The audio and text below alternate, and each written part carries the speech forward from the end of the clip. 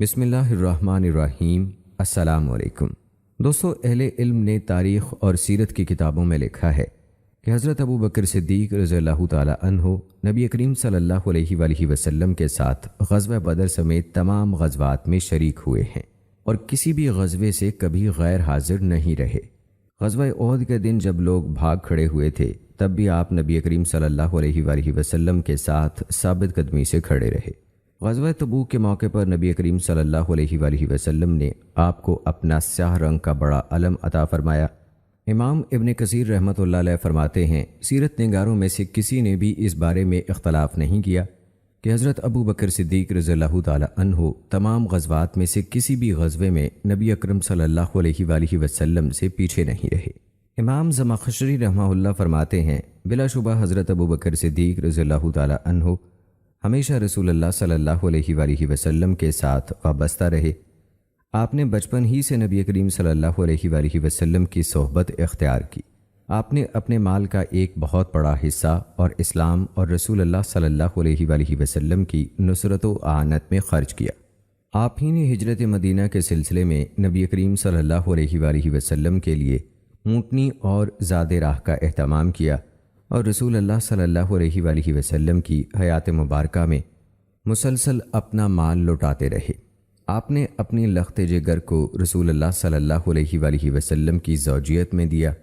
سفر و حضر میں ہمیشہ آپ صلی اللہ علیہ وآلہ وسلم کے ساتھ رہے، اور جب آپ صلی اللہ علیہ وآلہ وسلم رحلت فرما گئے تو آپ صلی اللہ علیہ وآلہ وسلم کو سب سے چہیتی بیوی اور ابو بکر رضی اللہ تعالی عنہ کی بیٹی حضرت عائشہ رضی اللہ تعالی عنہا کے حجرے میں دفن کیا گیا۔ حضرت سلمہ بن عقور رضی اللہ تعالی عنہ فرماتے ہیں، میں نے نبی کریم صلی اللہ علیہ وآلہ وسلم کی معیت میں 7 غزوات میں شرکت کی ہے، اور جو سرایا آپ نے بھیجے ان میں سے 9 سرایا میں مجھے بھی شامل ہونے کا موقع ملا۔ ان سریا میں کبھی تو حضرت ابو بکر صدیق رضی اللہ تعالی عنہ کے پاس ہماری کمان ہوتی تھی اور کبھی حضرت اسامہ رضی اللہ تعالی عنہ کے پاس۔ دوستو، آج کی ویڈیو میں ہم حضرت ابو بکر صدیق رضی اللہ تعالی عنہ کی نبی اکرم صلی اللہ علیہ وآلہ وسلم کی معیت میں گزاری ہوئی جہادی زندگی کے مختلف گوشوں کو تلاش کرنے کی جستجو کریں گے، تاکہ ہم دیکھیں کہ حضرت ابو بکر صدیق رضی اللہ تعالی عنہ نے اللہ تعالیٰ کے دین کی نصرت و اعانت کے لیے کس طرح اپنی ذہنی صلاحیتوں، مال اور جان کے ساتھ جہاد کیا۔ تو آج کی ویڈیو میں ہم حضرت ابو بکر صدیق رضی اللہ تعالی عنہ کی مختلف غزوات میں شرکت کے حوالے سے، ان کی بہادری کے واقعات اور ان کے کردار کے حوالے سے بات کریں گے۔ ہماری آج کی ویڈیو اس حوالے سے بہت اہم ہونے والی ہے، آج کی اس ویڈیو کو آخر تک لازمی دیکھیے گا۔ تو چلیے دوستو، باقاعدہ آغاز کرتے ہیں اپنی آج کی اس ویڈیو کا۔ دوستو، حضرت ابو بکر صدیق رضی اللہ تعالی عنہ نے 2 ہجری کو پیش آنے والے غزوہ بدر میں شرکت فرمائی۔ اس غزوے میں آپ کا کردار بڑی شہرت اور اہمیت کا حامل ہے، لہٰذا آئیے پہلے آپ رضی اللہ تعالی عنہ کے اس کردار کے چند اہم پہلوؤں کا تذکرہ کرتے ہیں۔ دوستو، جب نبی کریم صلی اللہ علیہ وآلہ وسلم کو یہ اطلاعات ملی کہ مکی تجارتی قافلہ بچ نکلا ہے اور مکہ مکرمہ کے بڑے بڑے سردار اور سالار مسلمانوں کے خلاف جنگ کی تیاریاں کر رہے ہیں، تو رسول اللہ صلی اللہ علیہ وآلہ وسلم نے اس صورتحال کے بارے میں اپنے صحابہ سے مشورہ کیا۔ سب سے پہلے حضرت ابو بکر صدیق رضی اللہ تعالی عنہ کھڑے ہوئے اور بڑا عمدہ اور مفید مشورہ دیا۔ پھر حضرت عمر رضی اللہ تعالی عنہ کھڑے ہوئے اور انہوں نے بھی بڑی عمدہ اور مؤثر گفتگو فرمائی۔ نبی کریم صلی اللہ علیہ وآلہ وسلم حضرت ابو بکر صدیق رضی اللہ تعالی عنہ کو ساتھ لے کر مشرکین مکہ کے لشکر کے احوال سے آگاہی حاصل کرنے کے لیے نکلے۔ اسی دوران جب آپ صلی اللہ علیہ وآلہ وسلم اس علاقے میں گھوم پھر رہے تھے، آپ کی ملاقات ایک بوڑھے سے ہوئی۔ رسول اللہ صلی اللہ علیہ وآلہ وسلم نے غیر محسوس انداز میں اس سے قریشی لشکر، اپنے اور صحابہ کے بارے میں پوچھا کہ ان کے بارے میں کیا اطلاعات ہیں۔ وہ کہنے لگا، میں اس وقت تک کچھ نہیں بتاؤں گا جب تک تم مجھے یہ نہ بتا دو کہ تم دونوں کن میں سے ہو۔ رسول اللہ صلی اللہ علیہ وآلہ وسلم نے فرمایا، جب تو ہمیں بتا دے گا تو ہم بھی تجھے بتا دیں گے۔ وہ بوڑھا کہنے لگا کہ کیا میرے بتانے کے نتیجے میں تم بتاؤ گے؟ آپ صلی اللہ علیہ وآلہ وسلم نے فرمایا، جی ہاں۔ وہ کہنے لگا، مجھے یہ اطلاع ملی ہے کہ محمد اور اس کے ساتھی فلاں فلاں دن مدینے سے نکلے ہیں۔ جس آدمی نے مجھے یہ اطلاع دی ہے، اگر اس نے سچ بولا ہے تو آج محمد اپنے ساتھیوں سمیت فلاں مقام پر ہوں گے۔ اس نے اپنے اندازے کے ساتھ اس مقام کی صحیح نشاندہی کی تھی جہاں مسلمان فروکش ہوئے تھے۔ پھر اس نے کہا اور مجھے یہ اطلاع بھی ملی ہے کہ قریش فلاں فلاں دن مکہ مکرمہ سے نکلے ہیں۔ اگر مجھے اطلاع دینے والے نے سچ بتایا ہے تو وہ آج فلاں فلاں مقام پر ہوں گے۔ اس نے عملی طور پر اسی علاقے کی نشاندہی کر دی جہاں مشرکین پڑاؤ ڈالے ہوئے تھے۔ اب وہ کہنے لگا، جو تم چاہتے تھے میں نے تمہیں وہ بات بتا دی ہے، لہٰذا اب تم مجھے بتاؤ کہ تم دونوں کس سے ہو؟ رسول اللہ صلی اللہ علیہ وآلہ وسلم نے فرمایا، ہم پانی سے ہیں۔ پھر نبی اکرم صلی اللہ علیہ وآلہ وسلم اور حضرت ابوبکر صدیق رضی اللہ تعالی عنہ اس سے منہ پھیر کر چل دیے اور وہ یہی کہتا رہ گیا کہ کس پانی سے ہو؟ کیا عراق کے پانی سے ہو؟ دوستو، رسول اللہ صلی اللہ علیہ وآلہ وسلم جب جنگ کے دوران لڑائی کے لیے صفیں ترتیب دینے کے بعد قیادت کے مرکز کی طرف لوٹ گئے، جو میدان جنگ سے علیحدہ ایک بلند ٹیلے پر چھپر کی صورت میں بنایا گیا تھا۔ اس چھپر میں آپ صلی اللہ علیہ وآلہ وسلم کے ساتھ حضرت ابوبکر صدیق رضی اللہ تعالی عنہ تھے۔ حضرت سعد بن معاذ رضی اللہ تعالی عنہ کی قیادت میں انصاری نوجوانوں کا گروپ رسول اللہ صلی اللہ علیہ وآلہ وسلم کے چھپر کی حفاظت کر رہا تھا۔ حضرت علی بن ابی طالب رضی اللہ تعالی عنہ نے حضرت ابوبکر صدیق رضی اللہ تعالی عنہ کے اس جرأت مندانہ کردار کا تذکرہ اس طرح کیا کہ آپ نے اپنے دور خلافت میں لوگوں سے استفسار کیا، اے لوگو، سب سے بہادر کون ہے؟ لوگوں نے جواب دیا، امیر المومنین، آپ سب سے دلیر ہیں۔ آپ نے فرمایا، جہاں تک میرا معاملہ ہے تو میں نے تو صرف اسی شخص کا حساب برابر کیا جس نے مجھے دعوت مبارزت دی، لیکن بہادری میں سب سے بڑھ کر حضرت ابوبکر رضی اللہ تعالی عنہ تھے۔ ہم نے جنگ بدر کے موقع پر رسول اللہ صلی اللہ علیہ وآلہ وسلم کے لیے ایک چھپر بنایا۔ ہم نے کہا کہ اس میں رسول اللہ صلی اللہ علیہ وآلہ وسلم کے ساتھ کون رہے گا تاکہ مشرکین میں سے کوئی آپ صلی اللہ علیہ وآلہ وسلم پر حملہ نہ کر سکے۔ اللہ کی قسم، صرف حضرت ابوبکر صدیق رضی اللہ تعالی عنہ ہی وہ شخص تھے جو اس وقت آپ کے سر کے قریب تلوار سونت کر کھڑے ہو گئے۔ مشرکوں میں سے جو بھی آدمی آپ کی طرف لپکتا آپ اس پر پل پڑتے۔ یہ ہیں سب لوگوں سے زیادہ بہادر شخص۔ دوستو، میدان جنگ میں دنیاوی اسباب اختیار کرنے سے پہلے رسول اللہ صلی اللہ علیہ وآلہ وسلم اپنے رب کی طرف متوجہ ہوئے۔ آپ نے اس موقع پر اللہ تعالیٰ سے اس مرد کے لیے دست سوال دراز کیا جس کا اللہ تعالیٰ نے آپ سے وعدہ فرمایا تھا۔ آپ نے ان الفاظ میں دعا کی، اے اللہ، میرے ساتھ تو نے جو وعدہ کیا ہے اسے میرے لیے پورا فرما۔ اے اللہ، اگر اہل اسلام کی یہ مختصر جماعت ہلاک ہو گئی تو پھر زمین پر کبھی تیری عبادت نہیں کی جائے گی۔ نبی کریم صلی اللہ علیہ وآلہ وسلم مسلسل اللہ تعالیٰ سے مدد کی دعا کرتے رہے حتیٰ کہ آپ کی چادر مبارک آپ کے مبارک شانوں سے نیچے گر گئی۔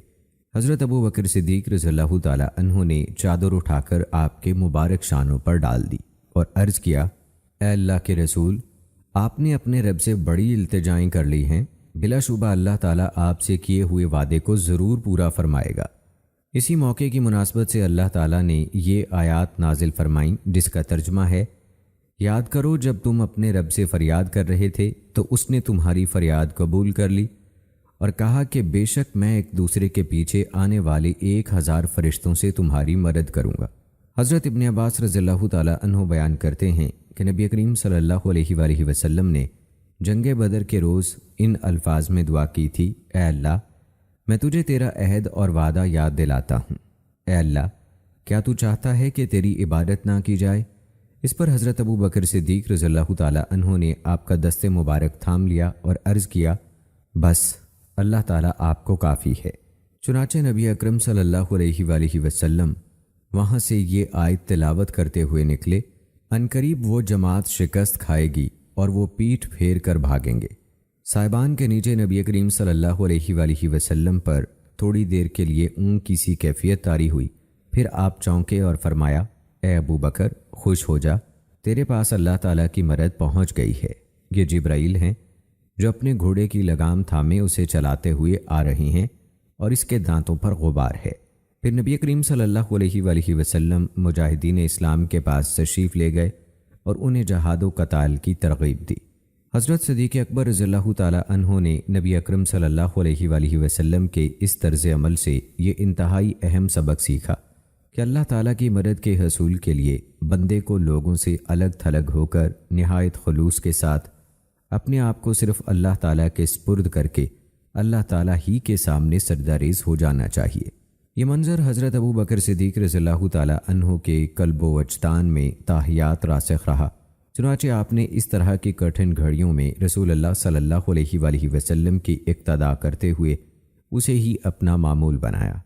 حقیقت یہ ہے کہ یہ منظر اور یہ سنت ہر ایسے قائد، لیڈر، حاکم بلکہ عام آدمی کے لیے بھی ایک عمدہ، قابل عمل نصیحت اور سبق ہے، جو نبی کریم صلی اللہ علیہ وآلہ وسلم اور آپ کے صحابہ کرام رضوان اللہ مجمعین کی اقتداء کرنے کا آرزو مند ہے۔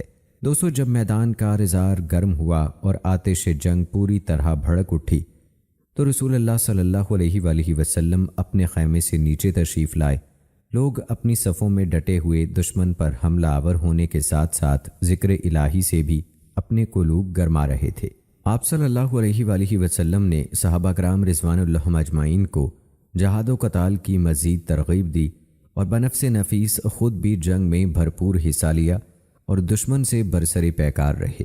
اس موقع پر بھی حضرت ابو بکر صدیق رضی اللہ تعالی عنہ آپ کے شانہ بشانہ مصروف جہاد رہے۔ حضرت ابو بکر صدیق رضی اللہ تعالی عنہ نے اس موقع پر بے مثال شجاعت و بصالت کا مظاہرہ کیا۔ آپ ہر سرکش کافر سے نبرد آزما ہونے کے لیے تلے تھے، خواہ مقابلے میں آپ کا بیٹا ہی کیوں نہ ہو۔ آپ کا بیٹا عبد الرحمن ابھی تک مشرف با اسلام نہیں ہوا تھا، وہ بھی اس مارکے میں مشرکین مکہ کے ساتھ شریک جنگ تھا۔ عبد الرحمن کا شمار عرب کے نامور بہادروں میں ہوتا تھا اور تیر اندازی میں تو قریش کا کوئی آدمی اس کا ہم پلہ نہیں تھا۔ جب وہ مسلمان ہوئے تو ایک مرتبہ اپنے والد محترم سے کہنے لگے، ابا جان، جنگ بدر کے روز کئی دفعہ آپ میرے نشانے پر آئے، لیکن میں نے آپ سے اعراض کیا اور آپ کو قتل کرنے سے اپنے ہاتھوں کو روک لیا۔ یہ بات سن کر حضرت ابو بکر صدیق رضی اللہ تعالی عنہ نے فرمایا، لیکن اگر تو میرے وار تلے آ جاتا تو میں قطعاً تحمل نہ کرتا، بلکہ اسی وقت تجھے قتل کر دیتا۔ دوستو، حضرت عبداللہ بن عباس رضی اللہ تعالی عنہ فرماتے ہیں کہ جب اسیران بدر مسلمانوں کے پاس قید ہو کر آئے تو رسول اللہ صلی اللہ علیہ وآلہ وسلم نے حضرت ابو بکر صدیق رضی اللہ تعالی عنہ اور عمر رضی اللہ تعالی عنہ سے دریافت فرمایا، ان قیدیوں کے بارے میں تمہاری کیا رائے ہے؟ حضرت ابو بکر صدیق رضی اللہ تعالی عنہ نے عرض کیا، اے اللہ کے نبی، یہ ہمارے چچیرے بھائی اور خاندان کے لوگ ہیں۔ میری رائے یہ ہے کہ آپ ان سے فدیہ لے لیں تاکہ کفار کے خلاف ہمارے لیے قوت یعنی اسلحہ وغیرہ کا باعث بنے۔ ہو سکتا ہے کہ عنقریب اللہ تعالیٰ انہیں نعمت اسلام سے بہرہ مند فرما دے۔ پھر رسول اللہ صلی اللہ علیہ وآلہ وسلم نے حضرت عمر رضی اللہ تعالی عنہ کو مخاطب کر کے پوچھا، ابن خطاب، تمہاری کیا رائے ہے؟ حضرت عمر رضی اللہ تعالی عنہ نے اپنی رائے کا اظہار یوں کیا، اے اللہ کے رسول، اللہ کی قسم، حضرت ابو بکر صدیق رضی اللہ تعالی عنہ نے جس رائے کا اظہار کیا ہے میں وہ رائے صحیح خیال نہیں کرتا۔ میری رائے تو یہ ہے کہ آپ انہیں ہمارے سپرد کر دیں اور ہم ان کی گردنیں تن سے جدا کر دیں۔ عقیل کو حضرت علی رضی اللہ تعالی عنہ کے حوالے کر دیں، وہ اس کی گردن اڑا دیں اور میرے فلاں قریبی رشتہ دار کو میرے سپرد کر دیں تاکہ میں اس کی گردن تن سے جدا کر دوں۔ یہ سارے کفر کے سرغنے اور ان کے سرکردہ لوگ ہیں۔ رسول اللہ صلی اللہ علیہ وآلہ وسلم نے سیدنا عمر رضی اللہ تعالی عنہ کی رائے کی بجائے سیدنا ابو بکر صدیق رضی اللہ تعالی عنہ کی رائے قبول فرمائی اور اسی کے مطابق حکم صادر کیا۔ سیدنا عمر رضی اللہ تعالی عنہ فرماتے ہیں، اگلے دن میں رسول اللہ صلی اللہ علیہ وآلہ وسلم کی خدمت میں حاضر ہوا تو میں نے دیکھا کہ حضور اکرم صلی اللہ علیہ وآلہ وسلم اور حضرت ابو بکر صدیق رضی اللہ تعالی عنہ بیٹھے رو رہے ہیں۔ میں نے عرض کیا، اے اللہ کے رسول، مجھے بتائیے کہ آپ اور آپ کے رفیق قار کیوں رو رہے ہیں، تاکہ میں بھی اگر رو سکوں تو آپ کے ساتھ رونے لگوں، اور اگر مجھے رونا نہ آئے تو میں بھی آپ کے رونے کی وجہ سے کم از کم رونے والی صورت ہی بنا لوں۔ اس پر رسول اللہ صلی اللہ علیہ وآلہ وسلم نے فرمایا، میں اس مشورے کو اختیار کرنے کی وجہ سے رو رہا ہوں جو تمہارے ساتھیوں نے مجھے دیا تھا کہ میں ان مشرکین سے فدیہ لے لوں، اور آپ نے اپنے قریب موجود درخت کی طرف اشارہ کر کے فرمایا، بلا شبہ ان کے عذاب کو اس درخت سے بھی زیادہ قریب کر کے میرے لیے پیش کیا گیا، اور اللہ تعالیٰ نے یہ آیات نازل فرمائی ہیں، کسی نبی کے لائق نہیں کہ اس کے پاس قیدی ہوں یہاں تک کہ وہ زمین میں خوب خون ریزی انہیں قتل کرے۔ مسلمانوں، تم سامان دنیا چاہتے ہو اور اللہ تمہاری آخرت چاہتا ہے، اور اللہ زبردست خوب حکمت والا ہے۔ اگر اللہ کی طرف سے پہلے ہی ایک بات لکھی ہوئی نہ ہوتی تو تم نے بدر کے قیدیوں سے جو فدیہ لیا اس کے بدلے تمہیں بڑا عذاب آ پکڑتا، پھر جو حلال پاکیزہ غنیمت تم نے حاصل کی ہے اس میں سے کھاؤ۔ چنانچہ اللہ تعالیٰ نے ان کے لیے غنیمت کو حلال قرار دے دیا۔ سیدنا عبداللہ بن مسعود رضی اللہ تعالیٰ عنہ کی بیان کردہ روایت میں ہے کہ جب غزوہ بدر کا معرکہ پیش آیا تو رسول اللہ صلی اللہ علیہ وآلہ وسلم نے قیدیوں کے بارے میں مشورہ کیا اور دریافت فرمایا، تم ان قیدیوں کے بارے میں کیا کہتے ہو؟ سیدنا ابو بکر صدیق رضی اللہ تعالیٰ عنہ نے جواب دیا، اے اللہ کے رسول، یہ آپ کی قوم اور آپ کے گھر کے افراد ہیں، انہیں معاف فرما کر مہلت دیجیے، شاید ان پر اللہ تعالیٰ کی نظر کرم ہو جائے اور یہ مسلمان ہو جائیں۔ سیدنا عمر رضی اللہ تعالیٰ عنہ نے عرض کیا، اے اللہ کے رسول، انہوں نے آپ کی تکذیب کی ہے اور آپ کو مکہ مکرمہ سے نکالا ہے، لہٰذا آپ انہیں قتل کر دیں۔ سیدنا عبداللہ بن رواحہ رضی اللہ تعالیٰ عنہ نے عرض کیا، اے اللہ کے رسول، زیادہ لکڑیوں والی کوئی وادی تلاش کر کے آپ انہیں اس وادی میں داخل کر دیں اور انہیں آگ لگا کر بھسم کر دیں۔ یہ سن کر سیدنا عباس بن عبد المطلب رضی اللہ تعالیٰ عنہ جو اس وقت اسیران بدر میں سے تھے کہنے لگے، آپ تو قطع رحمی پر اتر آئے ہیں۔ نبی اکرم صلی اللہ علیہ وآلہ وسلم نے یہ ساری گفتگو سنی اور انہیں کوئی جواب دیے بغیر اندر تشریف لے گئے۔ کچھ لوگ کہنے لگے، آپ صلی اللہ علیہ وآلہ وسلم سیدنا ابو بکر صدیق رضی اللہ تعالیٰ عنہ کی رائے اختیار فرمائیں گے۔ کوئی کہنے لگا، آپ سیدنا عمر رضی اللہ تعالیٰ عنہ کی بات کو لیں گے۔ کوئی کہنے لگا، آپ سیدنا عبداللہ بن رواحہ رضی اللہ تعالیٰ عنہ کا مشورہ قبول کریں گے۔ پھر رسول اللہ صلی اللہ علیہ وآلہ وسلم ان کے پاس باہر تشریف لائے اور فرمایا، بلا شبہ اللہ تعالیٰ اپنے معاملے میں بعض لوگوں کے دلوں کو اس قدر نرم کر دیتا ہے کہ وہ دودھ سے بھی زیادہ نرم ہو جاتے ہیں، اور اللہ تعالیٰ اپنے معاملے میں بعض لوگوں کے دلوں کو اس قدر سخت کر دیتا ہے کہ وہ پتھر سے بھی زیادہ سخت ہو جاتے ہیں۔ حضرت ابو بکر صدیق رضی اللہ تعالیٰ عنہ تمہاری مثال حضرت عیسیٰ علیہ السلام کی سی ہے، جب انہوں نے یہ دعا کی تھی، اگر تو انہیں عذاب دے تو بے شک وہ تیرے بندے ہیں، اور اگر تو انہیں بخش دے تو بے شک تو ہی غالب ہے اور بڑی حکمت والا ہے۔ اے عمر، تمہاری مثال حضرت نوح علیہ السلام کی سی ہے، جنہوں نے یہ دعا فرمائی تھی، اے میرے رب، کفر کرنے والوں کا زمین پر کوئی گھر باقی نہ چھوڑ۔ نیز تیری مثال حضرت موسیٰ علیہ السلام جیسی ہے، جنہوں نے کہا تھا، اور موسیٰ نے کہا، اے ہمارے رب، بے شک تو نے فرعون اور اس کی قوم کے سرداروں کو دنیاوی زندگی میں شان و شوکت اور مال و زر دے رکھا ہے، اے ہمارے رب، تاکہ وہ لوگوں کو تیری راہ سے بھٹکا دیں۔ اے ہمارے رب، ان کے مال و زر غارت کر دے اور ان کے دل سخت کر دے، پس وہ ایمان نہ لائیں یہاں تک کہ دردناک عذاب نہ دیکھ لیں۔ نبی اکرم صلی اللہ علیہ وآلہ وسلم صحابہ کرام رضوان اللہ اجمعین سے جب بھی مشاورت کرتے تو شورا میں سب سے پہلے سیدنا ابو بکر صدیق رضی اللہ تعالیٰ عنہ گفتگو فرماتے۔ بسا اوقات ایسا ہوتا کہ آپ کے بعد کوئی دوسرا آدمی مشورہ دے دیتا، بسا اوقات آپ کے علاوہ کوئی گفتگو ہی نہیں کرتا تھا، چنانچہ اکیلے آپ ہی کی رائے کے مطابق عمل کر لیا جاتا۔ جب بھی کوئی آپ کی رائے کے خلاف کوئی مشورہ دیتا تو اس مخالفت کرنے والے کی رائے کی بجائے آپ ہی کی رائے کو ترجیح دی جاتی اور اسی کو قابل عمل بنایا جاتا تھا۔ دوستو، غزوہ بدر کے علاوہ غزوہ احد اور حمر الاسد میں سیدنا ابو بکر صدیق رضی اللہ تعالیٰ عنہ نے بھی شرکت کی تھی۔ غزوہ احد میں مسلمانوں کو بڑی سنگین اور عبرتناک صورتحال سے دوچار ہونا پڑا تھا۔ صحابہ کرام نبی اکرم صلی اللہ علیہ وآلہ وسلم کے آس پاس سے چھٹ گئے اور میدان کارزار کے گوشوں اور کناروں کی طرف منتشر ہو گئے۔ پھر یہ افواہ پھیل گئی کہ رسول اللہ صلی اللہ علیہ وآلہ وسلم کو شہید کر دیا گیا ہے۔ اس افواہ کے نتیجے میں صحابہ کرام رضوان اللہ اجمعین کا رد عمل ایک دوسرے سے مختلف تھا۔ وسیع و عریض میدان جنگ میں ہر ایک کو اپنی جان کے لالے پڑے ہوئے تھے۔ اس عالم میں سیدنا ابو بکر صدیق رضی اللہ تعالی عنہ ہجوم توڑتے ہوئے سب سے پہلے رسول اکرم صلی اللہ علیہ وآلہ وسلم کے پاس پہنچے۔ ان کے بعد ابو عبیدہ بن جراح، علی، طلحہ، زبیر، عمر بن خطاب، حارث بن شمع، ابو دجانہ اور سعد بن وقاص رضی اللہ تعالی عنہ اور چند دیگر صحابہ کرام رضوان اللہم اجمعین جمع ہو گئے۔ پھر وہ رسول اللہ صلی اللہ علیہ وآلہ وسلم کے ہمراہ جبل احد کی ایک گھاٹی میں چلے گئے تاکہ وہاں سے مسلمانوں کی مادی اور روحانی قوتوں کو دوبارہ مجتمع کر سکیں۔ سیدنا صدیق اکبر رضی اللہ تعالی عنہ جب غزوہ احد کا تذکرہ کرتے تو فرماتے، احد کا دن تو در حقیقت طلحہ کی جانثاری اور بہادری کا دن تھا۔ یہ فرما کر آپ وہ واقعہ بیان کرنا شروع کر دیتے اور کہتے، احد کے دن میں سب سے پہلے رسول اللہ صلی اللہ علیہ وآلہ وسلم کی خدمت میں حاضر ہوا۔ میں نے دیکھا کہ ایک آدمی طلحہ رضی اللہ تعالی عنہ اللہ کے راستے میں آپ صلی اللہ علیہ وآلہ وسلم کے تحفظ کی خاطر آپ کے آگے آگے دشمن سے نبرد آزما ہے۔ میں نے اپنے آپ سے کہا، جو ہوا سو ہوا، اب تو بھی طلحہ بن جا اور اس جیسا کردار ادا کر۔ میرے اور مشرکین کے مابین ایک نامعلوم آدمی قتال میں مصروف تھا اور میں اس کی نسبت رسول اللہ صلی اللہ علیہ وآلہ وسلم کے زیادہ قریب تھا۔ وہ شخص اس قدر سرعت سے آگے بڑھ کر دشمن پر جھپٹتا تھا کہ میں اتنی تیزی سے دشمن پر نہیں جھپٹ سکتا تھا۔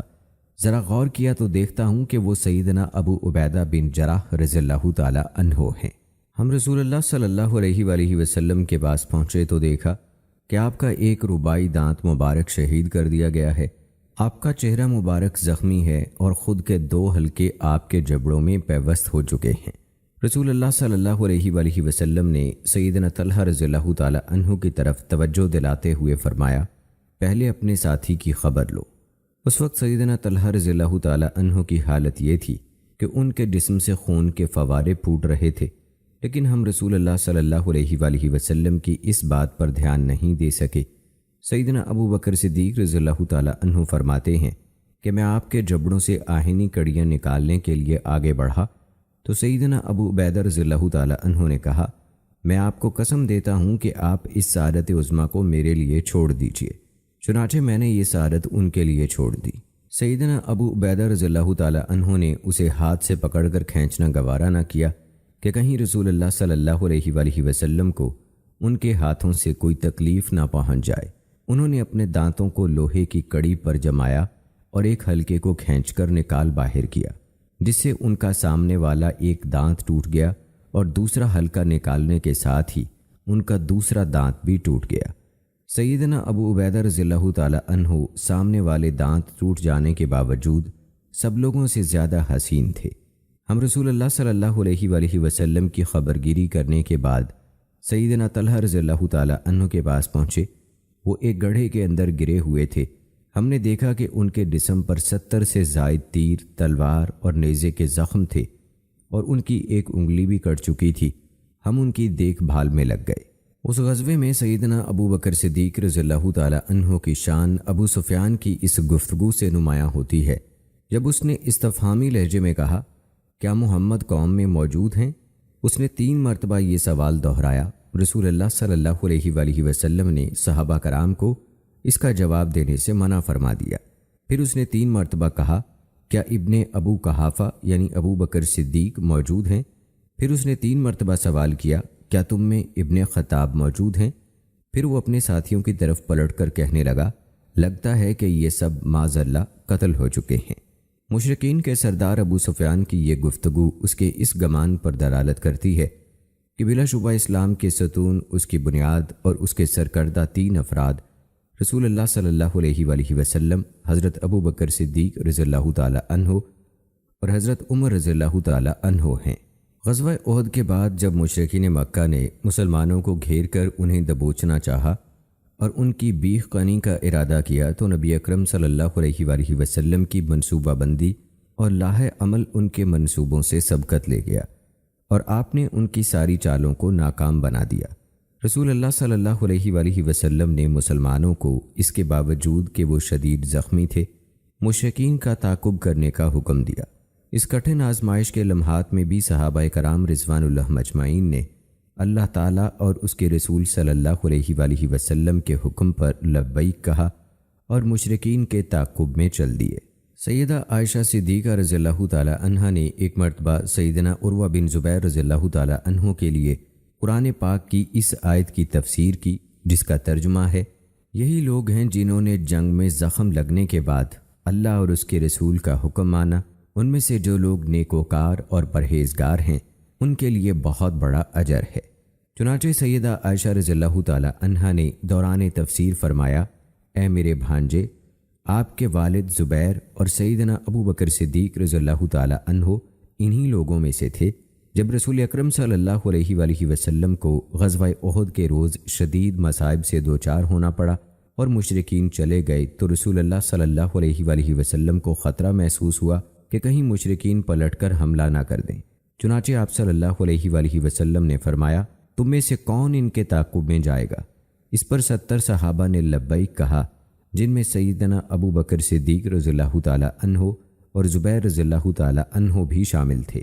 غزوہ احد کے بعد دوستو آئیے اب تذکرہ کرتے ہیں غزوہ بنو نذیر میں حضرت ابو بکر صدیق رضی اللہ تعالی عنہ کی شرکت کا۔ بنو عامر قبیلے کے 2 افراد کو سیدنا عمر بن امیہ رضی اللہ تعالی عنہ نے غلطی سے قتل کر دیا، کیونکہ عمر رضی اللہ تعالی عنہ کو نبی کریم صلی اللہ علیہ وآلہ وسلم اور بنو عامر کے مابین طے پانے والے معاہدے کے بارے میں کوئی علم نہیں تھا۔ نبی اکرم صلی اللہ علیہ وآلہ وسلم مقتولین کی دیت پر حصول تعاون کی غرض سے بنو نذیر قبیلے کے پاس تشریف لے گئے۔ بنو نذیر اور بنو عامر بھی ایک دوسرے کے حلیف تھے اور ان کا آپس میں معاہدہ تھا۔ چنانچہ جب نبی اکرم صلی اللہ علیہ وآلہ وسلم ان کے پاس تشریف لائے تو وہ کہنے لگے، ابو القاسم، آپ جو مدد چاہیں گے ہم کریں گے۔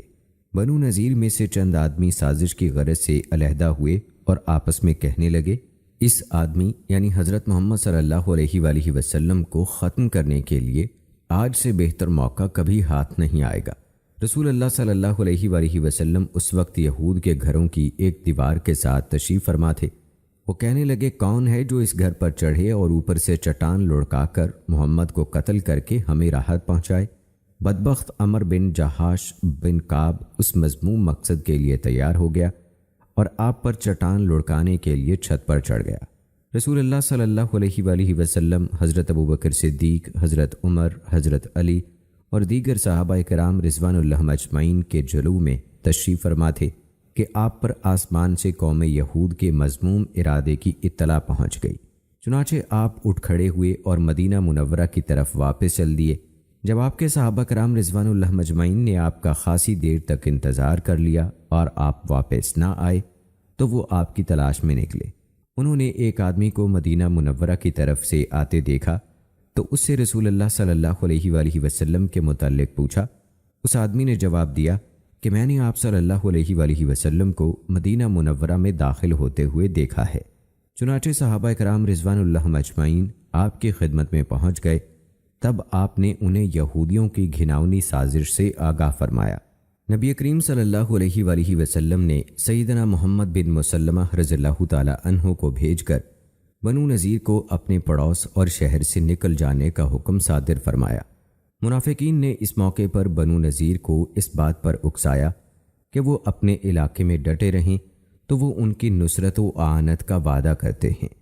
اسے یہودیوں کی ڈھارس بندی حی بن اخطب بھڑک اٹھا۔ اس نے منافقین کی موافقت پر رسول اللہ صلی اللہ علیہ وآلہ وسلم کو پیغام بھیجا کہ وہ مدینہ منورہ کے پاس سے نہیں نکلیں گے۔ چنانچہ نبی اکرم صلی اللہ علیہ وآلہ وسلم نے ان کا محاصرہ کر لیا، جو 6 دن تک جاری رہا۔ یہ ماہ ربیع الاول 4 ہجری کا واقعہ ہے کہ نبی اکرم صلی اللہ علیہ وآلہ وسلم نے صحابہ کرام رضوان اللہ اجمعین کو بنو نذیر کے خلاف جنگ کی تیاری اور ان پر چڑھائی کا حکم دیا۔ اس موقع پر آپ نے ابن ام مکتوم رضی اللہ تعالی عنہ کو مدینے کا نائب مقرر کیا۔ رسول اللہ صلی اللہ علیہ وآلہ وسلم بنفس نفیس صحابہ کرام رضوان اللہ اجمعین کے ساتھ تشریف لے گئے اور 6 دن تک بنو نذیر کا محاصرہ کیے رکھا۔ اس دوران شراب کی حرمت نازل ہوئی۔ بعد میں یہودی قلعہ بند ہو گئے تو نبی اکرم صلی اللہ علیہ وآلہ وسلم نے ان کی کھجوریں کاٹنے اور جلانے کا حکم دے دیا۔ پھر آپ نے انہیں اس شرط پر جلا وطن کر دیا کہ وہ ہتھیاروں کے سوا جتنا سامان اور مال اونٹوں پر لے جا سکتے ہیں لے جائیں۔ اس موقع پر سورہ الحشر نازل ہوئی۔ دوستو، غزوہ بنو نذیر کے بعد بنو مستلق کے یہودیوں نے مدینہ منورہ پر حملہ آور ہونے کا ارادہ کیا تو نبی اکرم صلی اللہ علیہ وآلہ وسلم 2 شعبان 5 ہجری کو 700 صحابہ کے ساتھ ان کے مقابلے کے لیے نکلے، جب آپ یہودیوں کے قریب پہنچ گئے تو آپ نے مہاجرین کا جھنڈا سیدنا ابو بکر صدیق رضی اللہ تعالی عنہ کے سپرد کیا، جبکہ ایک روایت کے مطابق آپ نے مہاجرین کا جھنڈا سیدنا عمار بن یاسر رضی اللہ تعالی عنہ کے حوالے کیا تھا، اور انصار کا جھنڈا سیدنا سعد بن عبادہ رضی اللہ تعالی عنہ کو سونپا۔ پھر آپ نے سیدنا عمر بن خطاب رضی اللہ تعالی عنہ کو حکم دیا کہ وہ یہودیوں میں یہ اعلان کر دیں کہ اگر تم لا الہ الا اللہ پڑھ لو تو تمہارے جان و مال محفوظ ہو جائیں گے۔ سیدنا عمر رضی اللہ تعالی عنہ نے آپ کے حکم کی تعمیل کرتے ہوئے یہ اعلان کر دیا، لیکن یہودیوں نے اسے تسلیم کرنے سے انکار کر دیا۔ چنانچہ دونوں طرف سے تیر اندازی شروع ہو گئی۔ پھر رسول اللہ صلی اللہ علیہ وآلہ وسلم نے مسلمانوں کو حکم دیا تو انہوں نے ان پر یکبارگی ایسا حملہ کیا کہ ان میں سے کوئی بھی فرار نہ ہو سکا۔ اس حملے کے نتیجے میں یہودیوں کے 10 آدمی مارے گئے اور باقی سب کو قیدی بنا لیا گیا۔ مسلمانوں میں سے صرف ایک آدمی شہید ہوا۔ دوستو، غزوہ بنی مستلق کے بعد غزوہ خندق اور غزوہ بنو قریظہ میں شرکت کے حوالے سے سیدنا صدیق اکبر رضی اللہ تعالی عنہ کا کردار کیا تھا، آئیے آپ کو بتاتے ہیں۔ سیدنا صدیق اکبر رضی اللہ تعالی عنہ ان دونوں غزوات میں بھی نبی کریم صلی اللہ علیہ وآلہ وسلم کی معیت میں پیش رہے۔ خندق کھودنے کے موقع پر آپ اپنے کپڑوں میں مٹی اٹھا اٹھا کر پھینکتے تھے۔ آپ صلی اللہ علیہ وآلہ وسلم نے محدود وقت میں تیزی سے خندق کھودنے کے عمل کی تکمیل کے لیے صحابہ کرام کے ساتھ مل کر کام کیا تاکہ وہ مشرکین کے مقابلے میں خندق کی شکل میں ایک مضبوط دفاعی اقدام کر کے اپنا مقصد حاصل کر لیں۔ دوستو، غزوہ خندق کے بعد صلح حدیبیہ میں سیدنا صدیق اکبر رضی اللہ تعالی عنہ کا کیا کردار تھا، یہ بھی جان لیجئے۔ رسول اللہ صلی اللہ علیہ وآلہ وسلم ذوالقعدہ 6 ہجری کو 1400 صحابہ کرام کو ساتھ لے کر بیت اللہ کی زیارت کے ارادے سے مدینہ سے نکلے۔ آپ نے قربانی کے جانور بھی ساتھ لے لیے اور عمرے کا احرام باندھ لیا تاکہ لوگ ان کے ساتھ پرامن رہیں اور انہیں صاف معلوم ہو جائے کہ آپ صلی اللہ علیہ وآلہ وسلم بیت اللہ کی تعظیم کی غرض سے اس کی زیارت کے لیے نکلے ہیں۔ آپ نے بنو خزاع قبیلے سے اپنے ایک آدمی کو بطور جاسوس آگے روانہ کیا۔ وہ یہ اطلاع لے کر لوٹا کہ اہل مکہ نے آپ کو خانہ کعبہ میں داخلے سے روکنے کے لیے لشکر جمع کر لیا ہے۔ اس پر رسول اللہ صلی اللہ علیہ وآلہ وسلم نے فرمایا، اے لوگو، مجھے مشورہ دو۔ سیدنا ابو بکر صدیق رضی اللہ تعالی عنہ نے کہا، اے اللہ کے رسول صلی اللہ علیہ وآلہ وسلم، آپ بیت اللہ کی زیارت کے ارادے سے نکلے ہیں۔ آپ جنگ کے خواہش مند ہیں، نہ کسی کو قتل کرنے کا ارادہ رکھتے ہیں، لہٰذا آپ اپنے مقصد کی تکمیل کے لیے سوئے منزل گامزن رہیے۔ جو شخص بھی ہمیں بیت اللہ میں داخلے سے روکے گا، ہم اس سے قتال کریں گے۔ اس پر رسول اللہ صلی اللہ علیہ وآلہ وسلم نے فرمایا، اللہ کا نام لے کر سفر جاری رکھو۔ دوسری طرف قریش کی حالت یہ تھی کہ وہ شدید مشتعل تھے۔ انہوں نے حلف اٹھایا کہ وہ محمد کو کسی صورت مکہ میں داخل نہیں ہونے دیں گے۔ اس کے بعد رسول اللہ صلی اللہ علیہ وآلہ وسلم اور اہل مکہ کے مابین مذاکرات کا سلسلہ شروع ہو گیا۔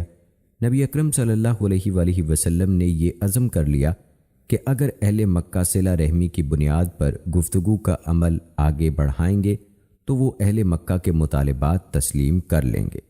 دوستو، نبی اکرم صلی اللہ علیہ وآلہ وسلم سے گفت و شنید کے لیے قریش کے متعدد وفود آئے۔ سب سے پہلے بنو خزاع قبیلے سے بدیل بن ورقہ آیا۔ جب اسے نبی اکرم صلی اللہ علیہ وآلہ وسلم اور مسلمانوں کے آنے کا مقصد معلوم ہوا تو وہ واپس چلا گیا۔ پھر مکرز بن حفظ، پھر حلیس بن علقمہ اور آخر میں عروہ بن مسعود ثقفی آیا۔ یہ مذاکرات رسول اللہ صلی اللہ علیہ وآلہ وسلم اور عروہ بن مسعود ثقفی ہی کے مابین ہوئے۔ اس گفت و شنید میں حضرت ابو بکر صدیق رضی اللہ تعالی عنہ اور چند صحابہ کرام رضوان اللہم اجمعین بھی شریک تھے۔ عروہ نے کہا، محمد، آپ ان اوباش لوگوں کو جمع کر کے اپنے ساتھ لے آئے ہیں تاکہ آپ ان کی مدد سے بیت اللہ کی حرمت پامال کر سکیں۔ قریش کے لوگ اپنے مردوں، عورتوں، چھوٹوں اور بڑوں سمیت چیتے کی کھالیں پہن کر نکل آئے ہیں۔ انہوں نے اللہ کے نام پر قسمیں اٹھا رکھی ہیں کہ بزور بازو آپ کو مکہ مکرمہ میں داخل نہیں ہونے دیں گے۔ اللہ کی قسم، آپ ان کے ساتھیوں کے متعلق تو مجھے لگتا ہے کہ یہ آپ کا ساتھ چھوڑ کر منتشر ہو جائیں گے۔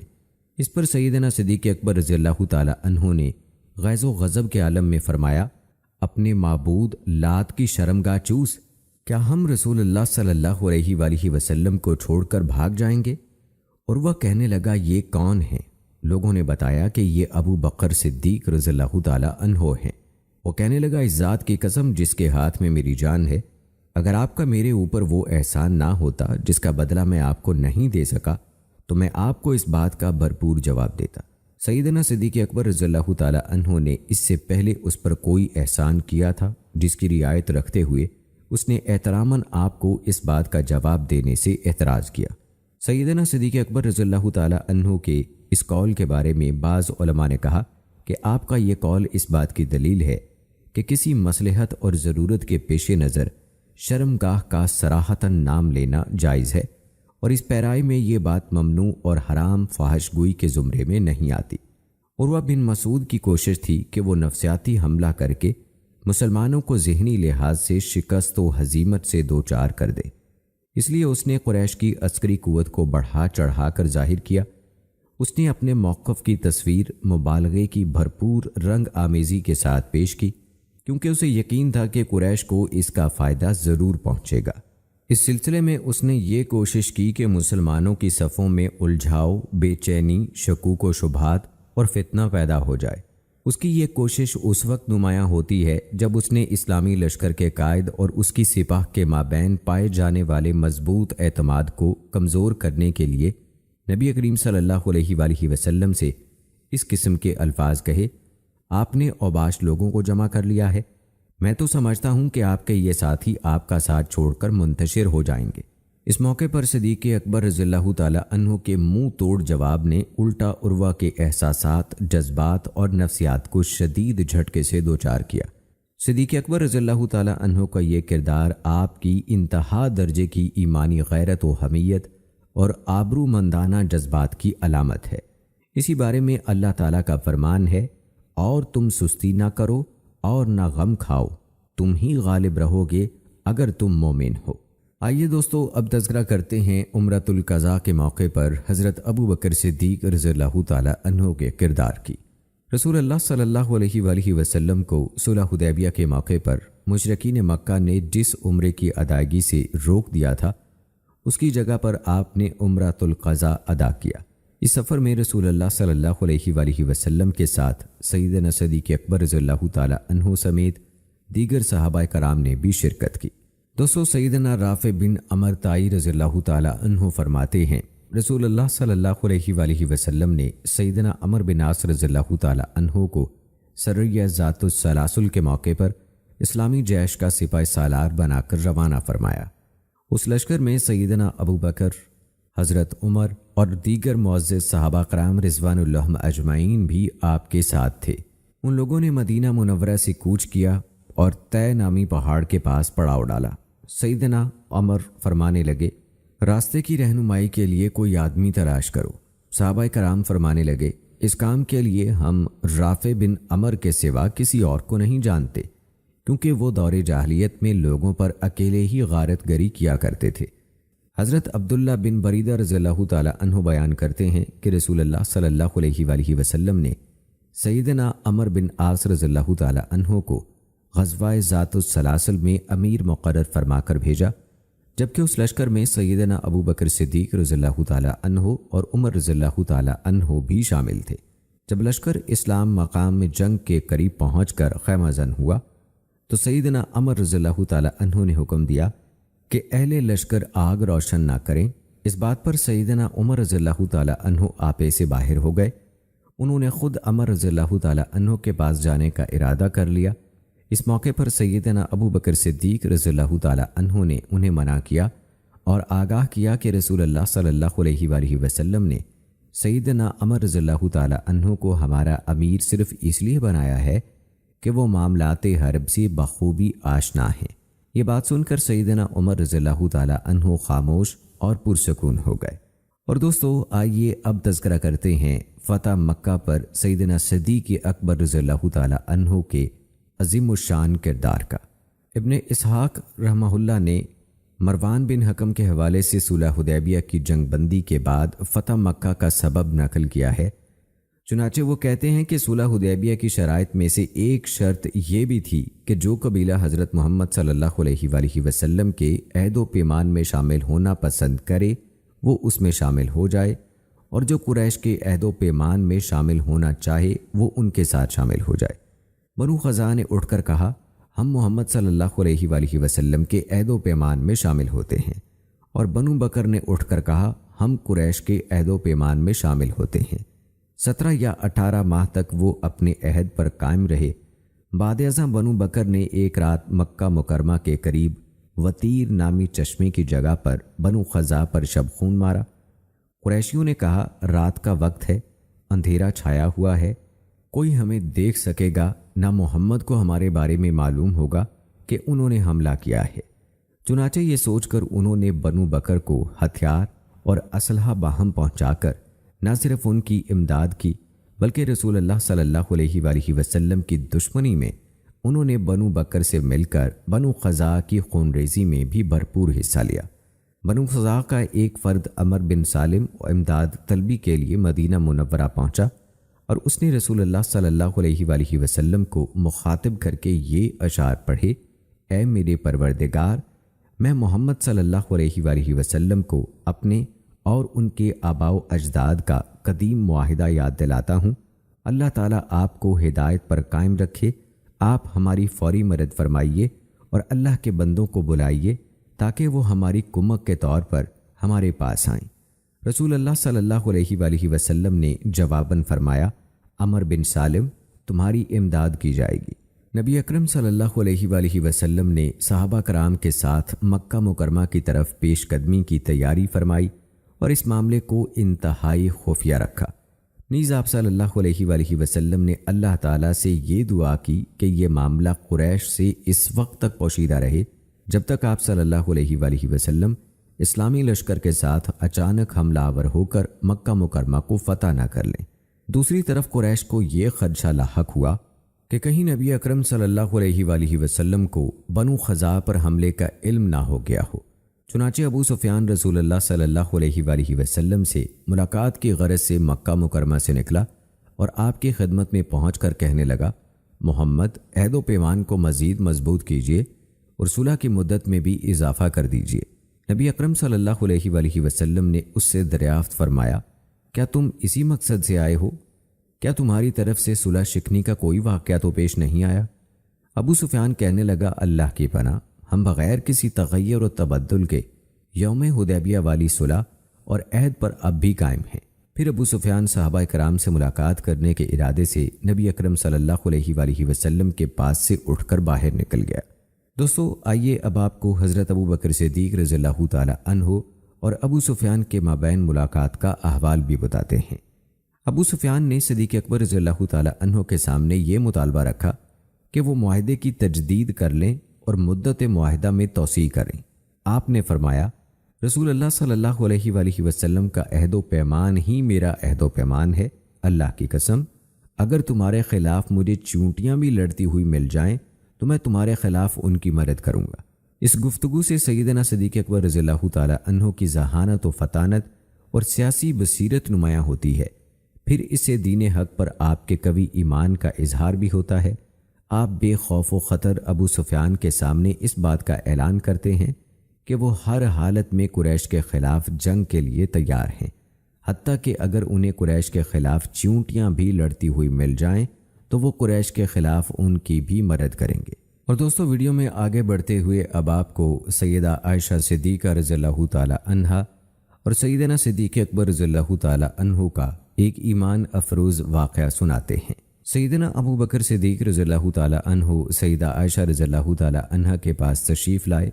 वो मक्का पर यलगार की तैयारी की गरज से गेहूँ छान रही थी और नबी करीम सल्लल्लाहु अलैहि वसल्लम ने उन्हें इस मामले को मख्फी रखने का हुक्म दिया था। सैयदना अबू बकर सिद्दीक़ रज़ियल्लाहु ताला अन्हु ने उनसे दरियाफ़्त किया, बेटी, तुम ये खाने का सामान क्यों तैयार कर रही हो? सैयदा आयशा रज़ियल्लाहु ताला अन्हा ने सुकूत फरमाया। फिर आपने पूछा, क्या रसूलुल्लाह सल्लल्लाहु अलैहि वसल्लम ग़ज़वे का इरादा रखते हैं? इस सवाल पर भी हज़रत आयशा रज़ियल्लाहु ताला अन्हा खामोश रहीं। फिर हज़रत अबू बकर सिद्दीक़ रज़ियल्लाहु ताला अन्हु ने पूछा, شاید آپ صلی اللہ علیہ وآلہ وسلم رومیوں پر چڑھائی کا ارادہ رکھتے ہیں۔ اس پر بھی حضرت عائشہ رضی اللہ تعالی عنہا نے خاموشی اختیار کی۔ پھر حضرت ابو بکر صدیق رضی اللہ تعالی عنہ نے استفسار کیا، شاید آپ صلی اللہ علیہ وآلہ وسلم اہل نجد کا قصد فرمانا چاہتے ہوں گے۔ سیدہ عائشہ صدیقہ رضی اللہ تعالی عنہا بدستور خاموش رہیں۔ پھر آپ نے دریافت کیا، شاید آپ قریش پر حملے کا ارادہ رکھتے ہیں؟ اس سوال پر بھی سیدہ عائشہ صدیقہ رضی اللہ تعالی عنہا خاموش رہیں۔ حضرت ابو بکر صدیق رضی اللہ تعالی عنہ اپنی بیٹی کے بے لچک خاموشی دیکھ کر رسول اللہ صلی اللہ علیہ وآلہ وسلم کی خدمت میں حاضر ہوئے اور دریافت کیا، اے اللہ کے رسول، کیا آپ کہیں کوچ کرنے کا ارادہ رکھتے ہیں؟ نبی اکرم صلی اللہ علیہ وآلہ وسلم نے فرمایا، ہاں۔ ابو بکر صدیق رضی اللہ تعالی عنہ نے دریافت کیا، شاید آپ رومیوں پر چڑھائی کرنا چاہتے ہیں؟ رسول اللہ صلی اللہ علیہ وآلہ وسلم نے جواب دیا، نہیں۔ ابو بکر صدیق رضی اللہ تعالی عنہ نے پھر سوال کیا، کیا آپ اہل نجد پر حملے کا ارادہ رکھتے ہیں؟ آپ صلی اللہ علیہ وآلہ وسلم نے جواب دیا، نہیں۔ سیدنا ابو بکر صدیق رضی اللہ تعالی عنہ نے استفسار کیا، تو پھر شاید آپ قریش پر لشکر کشی کا ارادہ رکھتے ہیں؟ نبی اکرم صلی اللہ علیہ وآلہ وسلم نے فرمایا، ہاں۔ سیدنا ابو بکر صدیق رضی اللہ تعالی عنہ نے پوچھا، اے اللہ کے رسول، کیا آپ کے اور ان کے مابین بھی معاہدہ صلح کی مدت باقی نہیں ہے؟ نبی کریم صلی اللہ علیہ وآلہ وسلم نے فرمایا، کیا تمہیں اس بدسلوکی کی خبر نہیں پہنچی جو انہوں نے ہمارے حلیف بنو خزاع کے خاندان بنو کعب کے ساتھ کی ہے؟ اسی وقت سیدنا صدیق اکبر رضی اللہ تعالی عنہ نے نبی اکرم صلی اللہ علیہ وآلہ وسلم کی بات پر سر تسلیم خم کرتے ہوئے اس کٹھن مہم میں اپنے عظیم قائد کے ساتھ شامل ہونے کی تیاری شروع کر دی۔ اس غزوے میں رسول اللہ صلی اللہ علیہ وآلہ وسلم کے ساتھ تمام مہاجرین اور انصار نے شرکت کی، ان میں سے کوئی بھی پیچھے نہیں رہا۔ فتح مکہ کے موقع پر جب رسول اللہ صلی اللہ علیہ وآلہ وسلم مکہ مکرمہ میں داخل ہوئے تو سیدنا صدیق اکبر رضی اللہ تعالی عنہ آپ کے پہلو میں موجود تھے۔ آپ صلی اللہ علیہ وآلہ وسلم نے عورتوں کو گھوڑوں کے جبڑوں پر تھپڑ مارتے دیکھا تو مسکرا کر سیدنا صدیق اکبر رضی اللہ تعالی عنہ کی طرف ملتفت ہوئے اور ارشاد فرمایا، ابو بکر، اس موقع و محل کے متعلق حسان رضی اللہ تعالی عنہ نے کیا کہا ہے؟ چنانچہ حضرت ابو بکر صدیق رضی اللہ تعالی عنہ نے سیدنا حسان رضی اللہ تعالی عنہ کے یہ شعر پڑھے، ہم اپنے گھڑ سواروں کو گم پائیں اگر تم انہیں غبار اڑاتے ہوئے نہ دیکھو، جبکہ ان کی منزل قدا ہوگی، وہ جھکی ہوئی ڈھیلی مہاروں کو کھینچتے ہوں گے اور ان کے کندھوں پر خون کے پیاسے تیر ہوں گے۔ ہمارے بہترین گھوڑے فتح مکہ کے روز ایک دوسرے سے سبقت لے جانے کے لیے کوشاں ہوں گے، جن کے چہروں پر عورتیں اپنے دوپٹے مار رہی ہوں گی۔ یہ اشعار سن کر نبی اکرم صلی اللہ علیہ وآلہ وسلم نے فرمایا، جدھر سے حسان نے مکہ میں داخل ہونے کا تذکرہ کیا ہے ادھر ہی سے داخل ہونا۔ اسی مقدس پرکیف فضا میں سیدنا ابو بکر صدیق رضی اللہ تعالی عنہ کے والد ابو قحافہ رضی اللہ تعالی عنہ نے اسلام قبول کیا۔ اس طرح سیدنا صدیق اکبر رضی اللہ تعالی عنہ پر اللہ تعالیٰ کی احسان اور نعمت کی تکمیل ہوئی۔ اس کے بعد دوستو، مسلمانوں کو غزوہ حنین میں بڑا تلخ سبق ملا۔ اس موقع پر مارکے کے آغاز ہی میں مسلمان شکست سے دوچار ہوئے۔ وہ دشمن کے اچانک خوفناک حملے کی تاب نہ لاتے ہوئے فرار ہونے لگے۔ امام طبری رحمہ اللہ نے ان کی اس حالت کو ان الفاظ میں بیان کیا ہے، صحابہ کرام اس طرح منتشر ہو کر بھاگے کہ کوئی دوسرے کی طرف مڑ کر بھی نہیں دیکھتا تھا۔ رسول اللہ صلی اللہ علیہ وآلہ وسلم اس کٹھن مرحلے میں بھی اپنی جگہ ڈٹے ہوئے تھے اور لوگوں کو پکار کر فرما رہے تھے، میری طرف آؤ، میں اللہ تعالیٰ کا رسول ہوں، میں محمد بن عبداللہ ہوں۔ اے جماعت انصار، میں اللہ کا بندہ اور اس کا رسول ہوں۔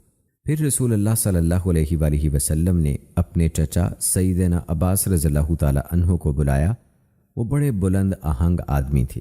آپ نے انہیں حکم دیا، عباس، اعلان کرو، اے انصار کی جماعت، اے اصحاب سمرہ۔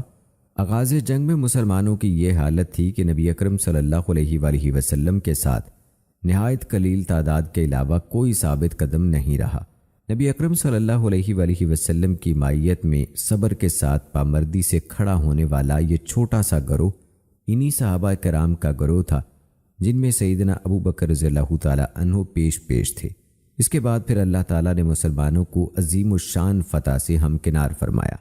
دوستو، ہمیں تاریخ کے اوراق سے اس مارکے میں سیدنا ابو بکر صدیق رضی اللہ تعالیٰ عنہ کے عظیم کردار کی جو نمایاں جھلکیاں نظر آتی ہیں، آئیے ان میں سے چند آپ کو بتاتے ہیں۔ حضرت ابو قتادہ رضی اللہ تعالیٰ عنہ بیان کرتے ہیں کہ غزوہ حنین کے دن میں نے ایک مسلمان کو دیکھا جو ایک مشرک سے نبرد آزما تھا۔ مسلمان کے پیچھے سے ایک دوسرے مشرک نے آ کر اسے دھوکے سے قتل کرنا چاہا۔ یہ صورتحال دیکھ کر میں پیچھے آنے والے دھوکے باز مشرک کی طرف تیزی سے جھپٹا۔ اس نے مجھے مارنے کے لیے اپنا ہاتھ اٹھایا تو میں نے وار کر کے اس کا ہاتھ کاٹ دیا۔ اس نے مجھے دبا کر اتنے زور سے بھینچا کہ مجھے اپنی موت کا خطرہ لاحق ہو گیا۔ پھر وہ گھٹنوں کے بل بیٹھ گیا۔ اس دوران اس کی گرفت ڈھیلی پڑی تو میں نے اسے پرے دھکیل کر قتل کر دیا۔ اسی دوران مسلمان ہزیمت زدہ ہو کر بھاگ نکلے اور میں بھی ان کے ساتھ بھاگنے لگا۔ اچانک میں نے دیکھا کہ سیدنا عمر بن خطاب رضی اللہ تعالیٰ عنہ اپنی جگہ ڈٹے ہوئے کھڑے ہیں۔ میں نے ان سے پوچھا، یہ مسلمانوں کو کیا ہو گیا ہے؟ انہوں نے جواب دیا، اللہ کا فیصلہ ہے۔ اس کے بعد لوگ رسول اللہ صلی اللہ علیہ وآلہ وسلم کی طرف پلٹ آئے۔ رسول اللہ صلی اللہ علیہ وآلہ وسلم نے فرمایا، جو شخص دلیل سے یہ ثابت کر دے کہ فلاں کافر مقتول کو اس نے قتل کیا ہے تو مقتول کا سامان وہی لے گا۔ میں اپنے ہاتھوں قتل ہونے والے کافر پر کسی گواہ کو تلاش کرنے نکلا، لیکن مجھے کوئی ایسا آدمی نہیں ملا جو میرے حق میں گواہی دے۔ چنانچہ میں تلاش بسیار کے بعد بیٹھ گیا۔ اچانک میرے دل میں خیال آیا کہ میں رسول اللہ صلی اللہ علیہ وآلہ وسلم کی خدمت میں پہنچ کر تمام معاملہ گوش گزار کروں۔ چنانچہ میں نے اسی طرح کیا۔ میری گفتگو سن کر رسول اللہ صلی اللہ علیہ وآلہ وسلم کے پاس بیٹھے ہوئے لوگوں میں سے ایک آدمی نے رسول اللہ صلی اللہ علیہ وآلہ وسلم سے کہا، ابو قتادہ، جس شخص کو قتل کرنے کی بات کر رہے ہیں اس کا سامان اور اسلحہ میرے پاس ہے۔ آپ ابو قتادہ کو اپنی طرف سے کچھ دے کر میری طرف سے راضی کر دیں اور سامان مجھے دلوا دیں۔ اس پر سیدنا ابو بکر صدیق رضی اللہ تعالیٰ عنہ نے فرمایا، ایسا ہرگز نہیں ہو سکتا۔ آپ قریش کے ایک بزدل کو تو سامان دلا دیں اور اللہ کے شیروں میں سے ایک شیر کو محروم کر دیں جو اللہ تعالیٰ اور اس کے رسول کی حمایت اور تحفظ کی جنگ لڑتا ہے۔ پھر رسول اللہ صلی اللہ علیہ وآلہ وسلم اٹھ کھڑے ہوئے اور مجھے وہ سامان دلوا دیا۔ میں نے اس سامان کے عوض ایک باغ خریدا جو کہ میری پہلی جائیداد تھی جو میں نے دور اسلام میں حاصل کی۔ اس معاملے میں رسول اللہ صلی اللہ علیہ وآلہ وسلم کی موجودگی کے باوجود سیدنا صدیق اکبر رضی اللہ تعالیٰ عنہ کے فیصلہ کن لہجے میں گفتگو کرنے اور قسم اٹھانے میں سبقت کرنا، اور پھر اس سے بڑھ کر رسول اللہ صلی اللہ علیہ وآلہ وسلم کا آپ کی گفتگو کی تصدیق کرتے ہوئے آپ کی کہی ہوئی بات کے مطابق فیصلہ صادر فرمانا، در حقیقت وہ شرف و منزلت اور خصوصیت ہے جو صدیق اکبر رضی اللہ تعالیٰ عنہ کے علاوہ کسی کو میسر نہیں آئی۔ دوستو، اس حدیث سے ثابت ہوتا ہے کہ حضرت ابو قتادہ رضی اللہ تعالیٰ عنہ کو اپنے مسلمان بھائی کی سلامتی اور اس کے دفاع کی بے حد فکر تھی، لہٰذا انہوں نے بڑی جان لیوا جد و جہد کر کے اس کافر کو قتل کیا۔ اسی طرح اس حدیث سے سیدنا صدیق اکبر رضی اللہ تعالیٰ عنہ کے اس کردار کی دلیل ملتی ہے کہ آپ کی شخصیت میں حق کو برحق ثابت کرنے اور حق کا دفاع کرنے کی تمنا دامن گیر رہتی تھی۔ دوستو، طائف کے محاصرے میں بہت سے صحابہ کرام رضوان اللہم اجمعین زخمی اور شہید ہوئے۔ جب اس محاصرے سے رسول اللہ صلی اللہ علیہ وآلہ وسلم کو خاطر خواہ نتائج برآمد ہوتے نظر نہ آئے تو آپ نے اہل طائف سے محاصرہ اٹھا لیا اور مدینہ منورہ کی طرف لوٹ گئے۔ اس غزوے میں مسلمانوں میں سے جو لوگ شہید ہوئے ان میں سیدنا عبداللہ بن ابو بکر رضی اللہ تعالیٰ عنہ بھی شامل ہیں۔ آپ کو اس غزوے میں تیر لگا تھا، اسی کے زخم کی بنا پر آپ مدینہ منورہ میں نبی اکرم صلی اللہ علیہ وآلہ وسلم کی وفات کے بعد شہید ہوئے۔ جب طائف سے بنو ثقیف کا وفد اپنے اسلام کا اعلان کرنے کے لیے مدینہ منورہ آیا اور جیسے ہی یہ وفد مدینہ منورہ کے قریب نمایاں ہوا تو سیدنا صدیق اکبر رضی اللہ تعالیٰ عنہ اور مغیرہ بن شعبہ رضی اللہ تعالیٰ عنہ میں سے ہر ایک نے ایک دوسرے سے سبقت لے جاتے ہوئے رسول اللہ صلی اللہ علیہ وآلہ وسلم کو اس وفد کی آمد کی خوشخبری سنانے کی کوشش کی۔ حضرت ابو بکر صدیق رضی اللہ تعالیٰ عنہ یہ خوشخبری سنانے میں سبقت لے گئے۔ جب اہل ثقیف نے اپنے اسلام کا اعلان کر دیا اور رسول اللہ صلی اللہ علیہ وآلہ وسلم نے ان کے لیے اعمال نامہ تحریر فرما دیا، پھر آپ صلی اللہ علیہ وآلہ وسلم نے ان پر کسی کو امیر مقرر کرنا چاہا تو سیدنا صدیق اکبر رضی اللہ تعالی عنہ نے مشورہ دیا کہ آپ عثمان بن ابی العاص کو امیر مقرر فرمائیں، جبکہ وہ ان میں سب سے نوعمر تھے۔ حضرت ابو بکر صدیق رضی اللہ تعالی عنہ نے اس موقع پر کہا، یا رسول اللہ، میں نے دیکھا ہے کہ یہ نوجوان اسلام کا گہرا فہم حاصل کرنے اور قرآن سیکھنے کا سب سے بڑھ کر شوقین ہے۔ سیدنا عثمان بن ابی العاص رضی اللہ تعالی عنہ کا معمول تھا کہ جب ان کے وفد کے لوگ دوپہر کو سو جاتے تو وہ رسول اللہ صلی اللہ علیہ وآلہ وسلم کی خدمت میں حاضر ہو کر دین کے متعلق سوالات کرتے اور قرآن مجید سیکھتے، اور اس طرح انہوں نے دین کا تفقہ اور گہرا علم حاصل کر لیا۔ بسا اوقات جب وہ رسول اللہ صلی اللہ علیہ وآلہ وسلم کو سویا ہوا پاتے تو سیدنا صدیق اکبر رضی اللہ تعالی عنہ کے پاس چلے جاتے اور اس حصول تعلیم کو اپنے رفقا سے مخفی رکھتے تھے۔ رسول اللہ صلی اللہ علیہ وآلہ وسلم کو ان کی یہ بات بہت بھائی اور آپ نے ان کی اس خصلت کو پسند فرمایا۔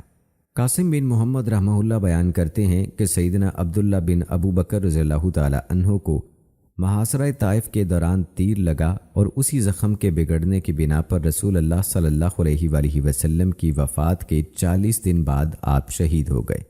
جب طائف سے بنو ثقیف کا وفد حضرت ابو بکر صدیق رضی اللہ تعالی عنہ کے پاس آیا تو اس وقت تک وہ تیر سیدنا ابو بکر رضی اللہ تعالی عنہ کے پاس موجود تھا۔ انہوں نے وہ تیر اس وفد کے لوگوں کو دکھایا اور پوچھا، تم میں سے کوئی آدمی اس تیر کو پہچانتا ہے؟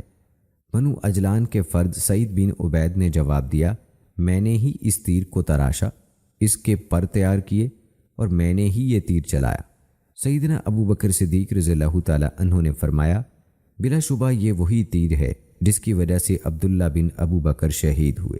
سب تعریف اسی اللہ کے لیے ہے جس نے تیرے ہاتھوں عبداللہ کو شہادت جیسی عزت سے بخشا اور تجھے عبداللہ کے ہاتھوں قتل کرا کر رسوا نہیں کیا، اور اس نے تم دونوں کو اپنی وسیع رحمت کی آغوش میں چھپا لیا۔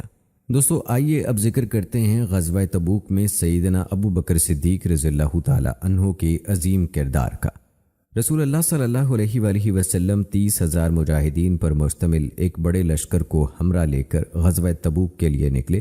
اس مرتبہ آپ شام میں رومیوں سے برسر پیکار ہونے کا ارادہ رکھتے تھے۔ جب لشکر اسلام صلی اللہ علیہ وآلہ وسلم کی قیادت میں سینۃ الوداع نامی مقام پر جمع ہوا تو آپ صلی اللہ علیہ وآلہ وسلم نے قائدین، جرنیلوں اور کمانڈروں کو منتخب فرمایا اور انہیں علم اور جھنڈے عطا کیے۔ اس موقع پر آپ نے سیدنا ابو بکر صدیق رضی اللہ تعالی عنہ کو لشکر اسلام کا سب سے بڑا علم عطا فرمایا۔ اور دوستو آئیے اب بات کرتے ہیں حضرت ابو بکر صدیق رضی اللہ تعالی عنہ کے امیر حج کی تقرری کے حوالے سے۔ 9 ہجری میں موسم حج آیا تو نبی کریم صلی اللہ علیہ وآلہ وسلم نے حج کا ارادہ فرمایا، لیکن آپ نے یہ کہہ کر اپنا ارادہ حج ملتوی فرمایا، بیت اللہ میں مشرک برہنہ حالت میں آ کر بیت اللہ کا طواف کرتے ہیں، جب تک یہ حالت تبدیل نہیں ہو جاتی میں حج کرنا پسند نہیں کروں گا۔ چنانچہ 9 ہجری میں آپ صلی اللہ علیہ وآلہ وسلم نے حضرت ابو بکر صدیق رضی اللہ تعالی عنہ کو امیر حج بنا کر بھیجا۔ جب حضرت ابو بکر صدیق رضی اللہ تعالی عنہ حجاج کے قافلے کو لے کر چل پڑے تو سورہ توبہ نازل ہوئی۔ نبی اکرم صلی اللہ علیہ وآلہ وسلم نے حضرت علی رضی اللہ تعالی عنہ کو بلا کر انہیں حضرت ابو بکر کے پاس پہنچنے کا حکم دیا۔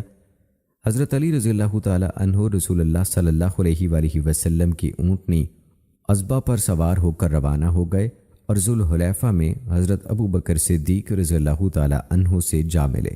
حضرت ابو بکر صدیق رضی اللہ تعالی عنہ نے آپ کو دیکھتے ہی یہ پوچھا، امیر بن کر آئے ہو یا ماتحت بن کر؟ سیدنا علی رضی اللہ تعالی عنہ نے جواب دیا، ماتحت ہو کر۔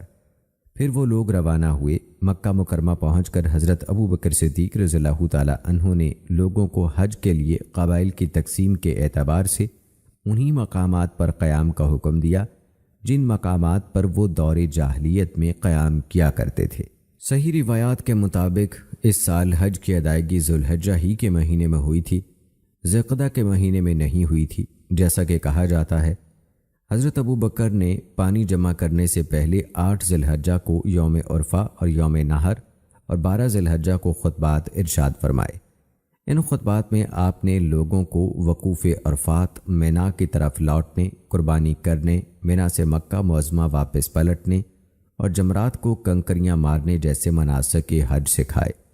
حضرت علی رضی اللہ تعالیٰ عنہ ان تمام مواقع پر حضرت ابو بکر صدیق رضی اللہ تعالیٰ عنہ کے پیچھے پیچھے رہے۔ آپ لوگوں کو سورہ توبہ کی ابتدائی آیات پڑھ کر سناتے اور پھر لوگوں کے سامنے ان 4 امور کا اعلان فرماتے۔ جنت میں مومن کے علاوہ کوئی داخل نہیں ہوگا، کوئی شخص برہنہ ہو کر بیت اللہ کا طواف نہیں کرے گا، جس شخص کا رسول اللہ صلی اللہ علیہ وآلہ وسلم کے ساتھ کوئی معاہدہ ہے تو اس کا معاہدہ اسی مدت تک کے لیے رہے گا، اور اس سال کے بعد کوئی مشرک حج نہیں کرے گا۔ اور آئیے دوستو، اب ویڈیو کے آخر میں آپ کو بتاتے ہیں حجۃ الوداع میں صدیق اکبر رضی اللہ تعالیٰ عنہ کی شرکت کے حوالے سے۔ حضرت اسماء بنت ابو بکر رضی اللہ تعالیٰ عنہ فرماتی ہیں، ہم رسول اللہ صلی اللہ علیہ وآلہ وسلم کے ساتھ حج کے لیے نکلے، ارج نامی وادی میں پہنچے تو رسول اللہ صلی اللہ علیہ وآلہ وسلم نے وہاں پڑاؤ فرمایا۔ حضرت عائشہ رضی اللہ تعالیٰ عنہا نبی اکرم صلی اللہ علیہ وآلہ وسلم کے ساتھ ایک طرف بیٹھ گئیں۔ حضرت ابو بکر صدیق رضی اللہ تعالیٰ عنہ کی بار برداری والا اونٹ ان کے ایک غلام کے پاس تھا، لیکن وہ غلام تاحال پڑاؤ کے مقام تک نہیں پہنچا تھا۔ حضرت ابو بکر صدیق رضی اللہ تعالیٰ عنہ اس غلام کا انتظار کر رہے تھے کہ کب وہ انہیں دکھائی دیتا ہے۔ جب وہ غلام سامنے آیا تو اس کے پاس اونٹ نہیں تھا۔ حضرت ابو بکر صدیق رضی اللہ تعالیٰ عنہ نے اس سے پوچھا کہ تمہارے پاس جو اونٹ تھا وہ کہاں ہے؟ غلام نے جواب دیا کہ گزشتہ رات وہ اونٹ مجھ سے کہیں گم ہو گیا۔ حضرت ابو بکر صدیق رضی اللہ تعالیٰ عنہ کو غصہ آ گیا اور وہ یہ کہہ کر اسے مارنے لگے کہ ایک ہی تو اونٹ تھا، تو نے اسے بھی گم کر دیا۔ رسول اللہ صلی اللہ علیہ وآلہ وسلم یہ منظر دیکھ کر مسکرانے لگے اور فرمایا، اس صاحب احرام کو دیکھو کہ وہ کیا کر رہا ہے۔ دوستو، یہ تھی ہماری آج کی ویڈیو۔ امید کرتے ہیں کہ ہماری آج کی یہ ویڈیو آپ کو پسند آئی ہوگی۔ آج کی اس ویڈیو کے متعلق اپنی رائے کا اظہار کمنٹ باکس میں لازمی کیجیے گا۔ مجھے اگلی ویڈیو تک اجازت دیجیے۔ فی امان اللہ۔